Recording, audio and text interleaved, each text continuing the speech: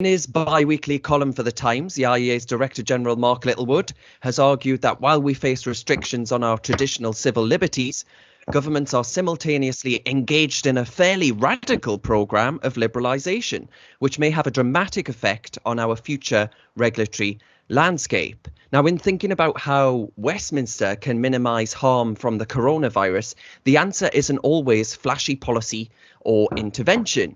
If anything, some of the best policy responses are coming from imposing not new regulations, but the loosening or scrapping indeed of old ones. In fact, many such rules were never needed in the first place. To that end, a Twitter hashtag #NeverNeeded, is collecting a small but growing list of ideas for rules to get rid of, as well as rules that already have been eased. Joining me to discuss just a few of these liberalisations is Mark himself, the IEA's Head of Regulatory Affairs, Victoria Hewson, and the IEA's Head of Lifestyle Economics, Christopher Snowden. Hello to all of you. Hi, Darren. Hi, Darren. Now, my favourite has to be getting rid of the 5p tax on plastic bags, because I went to my local supermarket and tried to collect a load of wine and realised I couldn't get it all home because of the fact that they didn't have any bags for me to carry them in. But Mark, you, in your great piece, you selected the lifting of restrictions on takeaways being run by restaurants as a potential favourite waived rule or regulation to discuss today. Why is that? Well, it's interesting, Darren. I was trying to look through all of the regulations I could find, not merely in the UK, but in other Western countries that have been lifted in order to help us deal with this epidemic crisis. And there's a kind of spectrum from the relatively trivial to the completely absurd. And the regulation that was lifted that I would select, if you wanted to say pick one, was a regulation so daft, I can't believe it was ever in place to begin with. So I was aware, for example, that there are restrictions on the number of hours a day a lorry driver can drive. I wouldn't have been able to have quoted you chapter and verse about what they were, but I knew there were restrictions on the hours you can drive per day and how much rest you need to have and how many hours you can drive per week and per fortnight. And indeed, those have been liberalised, not scrapped. But what I didn't know at all was that you needed separate planning permission if you were a restaurant in order to issue takeaways. I mean, this is just absolutely ludicrous. I mean, I can't even begin to get my head around what the intention of that regulation was. Presumably, it was to try and protect neighbours from there being long queues outside the front door of a restaurant as they issue food in plastic bags, something of that ilk. But it just highlighted something to me that was such an extraordinarily bizarre, useless regulation. Not one that if we remove, I think will suddenly supercharge the economy or enable us to single-handedly overcome all problems in the food supply chain, but nevertheless, a classic example of bureaucracy and jobsworthiness gone mad. So the one that I would pick out above all else is a rule that clearly must have, over previous years, have had a chilling effect on restaurants who, unless they go through a whole load of paperwork and hire a solicitor, can't apparently give you a curry and some rice in a bag for you to take home. I hope it does help in terms of the food supply chain, but a brilliant example of a very, very, very stupid rule that should never have been there is presently being relaxed and should stay abolished. Mm-hmm.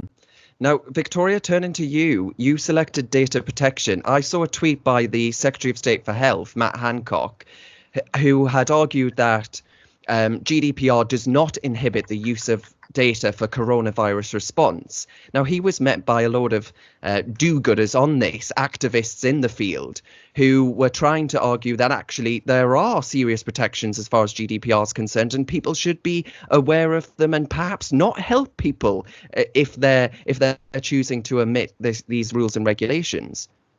Well, this is a really interesting regulation in this context, because strictly speaking, what Matt Hancock said in his tweet, that their GDPR has a clause accepting work in the overwhelming public interest, nobody should constrain work on responding to coronavirus due to data protection laws. That's not strictly legally correct. The GDPR does not have an overriding public interest exemption. There is an exemption for processing of personal data that's in the vital interests of the data subject, but that's been interpreted in guidance as meaning a person's life is at stake. So you couldn't use vital interest as a reason to say, send out a big email to all people over 70 to let them know about your new shop opening hours, because that's not a matter of life and death. That's just something that you think might be helpful. Similarly, that doesn't meet the public interest test either, which broadly speaking has to be a public interest in response to something laid down by law. So strictly speaking, what Matt Hancock said wasn't legally quite right. I understand why he'd said it, because there had been lots of stories about charities and businesses not being able to share information about customers or users of services who might need help at this time because of fears about sharing personal data on customer lists and that kind of thing. But what's really interesting is that while the EU has certainly made a big thing of being a privacy leader and has brought in the GDPR in recent years, which has caused huge costs to businesses and massive disruptions in things like innovation and use of big data. At this present time, governments across the EU, and in fact the European Commission itself, is going hell for leather to try and get location data from mobile phone companies and apps gathering people's health data. And so it looks like actually that commitment to privacy was fairly skin deep, because as soon as there's any tension with wider perceived public interests, they can't wait to put in a centralized EU-wide process to gather as much personal data as they can, and regulators are being pretty silent on that at the moment. But just to be clear though, we find ourselves in a pretty sorry state of affairs where fear of being clobbered by fines could be putting people off helping those suffering from the virus. Yes, absolutely. And I should say actually, regulators, the European Data Protection Board and the Information Commissioner's Office in this country have put out press releases that are kind of, well, I was speaking to one leading lawyer in the field yesterday, and he said reading these press releases with this advice is a bit like reading a horoscope. You can read into it whatever you want or need to see there, because they clearly don't want to be seen to be putting on the brakes and people doing what they can to help, but they also don't want to be seen to giving carte blanche for people to do what they like, only to then have to bring enforcement proceedings against them in a year's time. And so they're sort of indicating that there are various routes available to do data processing in a legal way, and firms should be basically doing a risk assessment to see whether they fall within those legal routes. Chris, what have you gone with?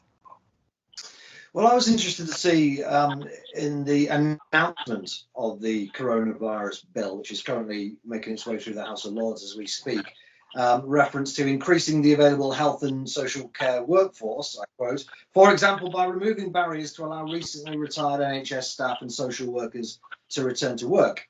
And to give you an idea of the kind of barriers to returning to work, the government is looking at suspending the rule that currently prevents some NHS staff who return to work after retirement from working more than 16 hours per week. Now, I haven't been able to find the reason, if there was a reason for this rule. I mean, there probably will be something or other along the way, I assume, but it doesn't, on the face of it, seem very sensible when you are, even before this pandemic began, trying to recruit very large numbers of doctors and nurses, to have a rule saying that if you're returning from retirement, you can only work 16 hours a week. It doesn't seem to make any sense. It seems very sensible to get rid of it. And you could say that, this is a matter of life and death now, so we need to drop these rules. But it's the NHS. It's always a matter of life and death, right? It wasn't as if the NHS was ticking over nicely beforehand. So that is the kind of thing, I guess, that we're talking about, the regulations that don't, on the face of it at least, make any sense. But by repealing them, you're going to do a lot of good. If you remember back to the general election, which now seems about 10 years ago, it's actually only 3 months ago, there was a huge hoo-ha about the promise to recruit 50,000 more nurses. But already, apparently, it's been announced that they've managed to get 35,000 by dropping some of these excessive barriers to joining and rejoining the workforce. I think what's interesting about what Chris said, and he rightly pointed out that the general election, which was a mere 3 months or so ago, feels like it was a generation away, was that I'd completely forgotten the proposition made by the Conservatives that they would recruit 50,000 nurses. That was considered to be sort of heroically ambitious, a near impossible target to get to. Turns out that this rather obscure regulation that probably none of us really knew was in place at the time, once you remove that, actually meeting this considered to be heroically optimistic goal becomes simplicity itself. Looks like we can recruit 50,000 new health workers in the space of a few days, in fact. I think Chris was also mentioning his remarks. There's other sort of loosening up that's being tried and tested, that we're sort of fast tracking students who are towards the end of their medical degree in order to get them into healthcare and hospitals. Well, why wasn't that being done 5 or 10 years ago? Sometimes it seems that you actually need a crisis in order to bring about a bit of common sense. And pledges and promises that were made about the number of health workers that were considered to be heroically optimistic in the run-up to the December the 12th general election turn out to be extremely easy to fulfil if you're willing to incinerate 2 or 3 pieces of red tape. Yes, I mean, if we turn to Twitter again, actually, the former executive director of the Adam Smith Institute argued that dropping a rule during emergencies is no more a case for dropping it during non-emergencies than introducing a rule during emergencies is a case for introducing it during non-emergencies. Now, despite that being quite a tongue twister, it's quite clear that he vehemently disagrees with all of you on this being a fantastic thing that these rules or regulations are being relaxed or scrapped. Christopher, can I start with you on why you think Sam is wrong, or if you do indeed think Sam is wrong? Well, I think in a way he's right. I mean, as a basic principle, just because you have to do something during an emergency doesn't mean you should keep it, and vice versa. But you have to deal with each case on their merits. I think the interesting thing about this whole never needed issue is that it gives people a chance to have a bit of a think about these regulations, and indeed in many cases just become aware of them in the first place. Like as Mark was saying with the takeaway thing, there are rules and regulations that we abide by that we are unaware of the existence of. And once we become aware of the existence of them, and we realize that by getting rid of them, at least under these circumstances, is going to lead to improvements, then we can say, well, actually, do we need this? Why did it come about in the first place? Is it doing any good? And will there be any harm from removing it permanently? And in some cases, there will be harm. In some cases, I think probably the restrictions on how many hours lorry drivers can drive. I think that's probably a good restriction. I think at least there should be a law restricting lorry drivers from driving over a certain amount. We are prepared to relax that somewhat during this crisis, because in a cost-benefit analysis, we believe that the potential damage done by having 1 or 2 very tired drivers is probably going to be outweighed by the benefits of feeding the nation. But once this crisis is over, it makes sense to revert back to our previous system. But that is different from a takeaway ban for pubs and restaurants. Different from, I would argue, probably some of the restrictions on the NHS. But I would probably disagree with Mark actually on the doctor's point. Yes, we are rushing a lot of doctors and nurses out, so they're effectively finishing their degree out in the field. Now, it may turn out to be a good thing. It may well be more worthwhile than sitting in a lecture theatre and finishing your studies. I don't know. It's worth asking that question, but it's not self-evidently true that it would be always better to end a medical degree 6 months early and send people to field hospitals. Well, Victoria? This is a point that we raised in the paper, the first paper of the Regulatory Affairs Programme that was published a couple of weeks ago. Feels like a lifetime ago, when life was still quite normal and we were still publishing papers in hard copy. But in that paper, I made the point that while regulatory processes these days do include quite a lot of procedures around cost-benefit analysis before the regulation is put into place. These processes are a little bit suspect, but it's better than nothing. But they are also supposed to carry out post-implementation reviews to see if the regulation has actually succeeded in meeting its objectives and whether the cost-benefit analysis has been borne out in real life. But unfortunately, these post-implementation reviews are hardly ever carried out. And what we are potentially seeing in real life, in real time here, is some form of post-implementation review where we can see what happens when you lift these regulations and whether they do actually need to be retained for normal times. So I don't think any of us in the sort of hashtag never needed supporters group are saying indiscriminately deregulate everything forever because that's always going to be the best.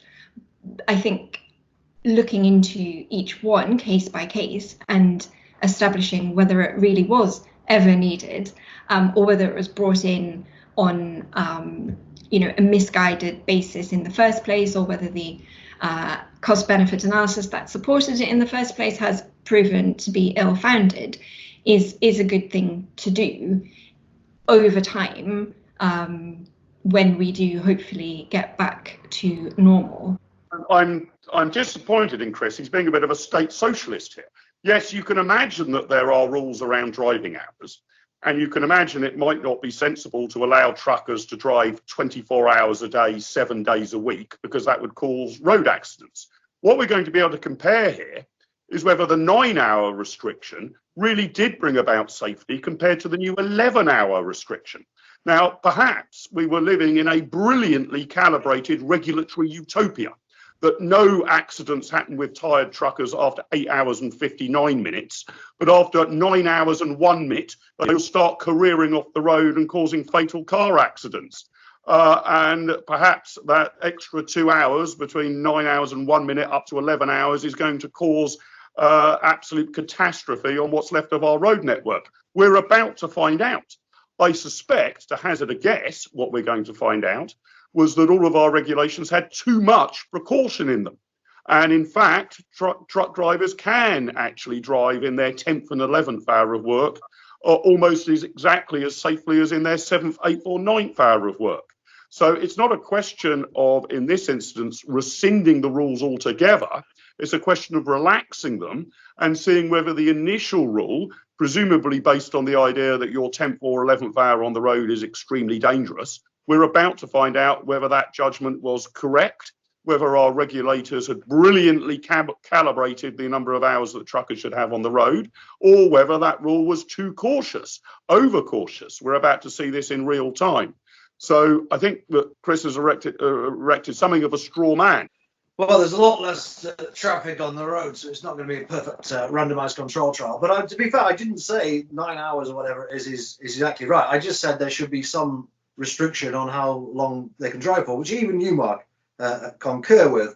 So no, I take no view of what the limit should be at all, other than there probably should be one. I was really just saying that the fact that we have got rid of this or extended this period doesn't mean, a priori that we don't need it at all. To end, I think I'll go to you and ask you all. I've seen this quite a lot on Twitter, and I hasten to add that the views on Twitter are quite clearly not the views reflected by the public at large. But do you see any inconsistencies, and Chris has written on this, but do you see any inconsistencies in supporting individual freedoms in normal times and accepting coercive measures by the state during a public health emergency? I'll start with you, Chris. No, I think it's totally different, and I write a lot about so-called public health, which is nearly all lifestyle regulation and nanny state activity, which uses the phrase public health, in my opinion, very misleadingly. These are not, for the most part, real public health issues. They are private behaviours which have private health consequences, and they're really none of the government's business. We are now unusually experiencing a genuine public health problem. And all the usual people who pop up talking about public health are nowhere to be seen. Instead, we've actually got some really rather expert and knowledgeable epidemiologists looking at this and trying to guide us through it. But the public health in the genuine traditional sense of it, meant something that affected the entire community, that one couldn't just duck out of. The entire collective at times would have to work together, and there would have to be sometimes restrictions on liberty. And I've written about this in my book Killjoys 3 years ago, saying that, yeah, the government absolutely can intervene, sometimes forcefully. There is nothing necessarily illiberal about forcing somebody into quarantine if they're going around coughing all over the place. So yeah, we do accept a much greater degree of government intervention with genuine public health problems, which is to say, to put it fairly simply, contagious diseases. I guess you could also include large-scale pollution, air pollution as well, but primarily it's about contagious infectious diseases, which we, generally speaking, don't have to worry about in the Western world. We still very much have to worry about them in large parts of the world. But for those issues that can only be solved through collective action, we have to accept a bigger government temporarily. But that's not to say that the government has complete carte blanche on this. It still comes down to a bit of a cost-benefit analysis. And to be fair to the government, they seem to have made that analysis. Perhaps they've gone too far, I don't know. But they do seem to have made some attempt to take into account the economic damage that's going to be caused by this and to mitigate it as far as possible. It's not been able to mitigate it very much. But there, again, as always, there are trade-offs. There are costs and there are benefits. Mark? Well, I'm glad to finish by agreeing with Chris. I mean, that there are circumstances in which the answer to a particular human problem isn't necessarily always more libertarian free markets, and pandemics are not the sort of thing that individual entrepreneurs or a sort of anarcho-capitalist militia can beat on their own. In fact, it's a classic example of what government is for: the protection of the realm and dealing with public good, literal public good problems, not merit good problems, and dealing with things which would have collective action problems attached to it. So, in my view, this is sort of where government should be coming into its own. I mean, they should be dealing with these sort of issues and nothing else, really. And to Chris's point about Public Health England, I mean, I would be very interested to know, over the last 3, 4, 5, 10 years, how much time has Public Health England been spending on the sort of health warnings on confectionery, or whether fast food should be able to be advertised on London Underground or on children's television, compared to how much time have they spent dealing with the possible consequences of a pandemic.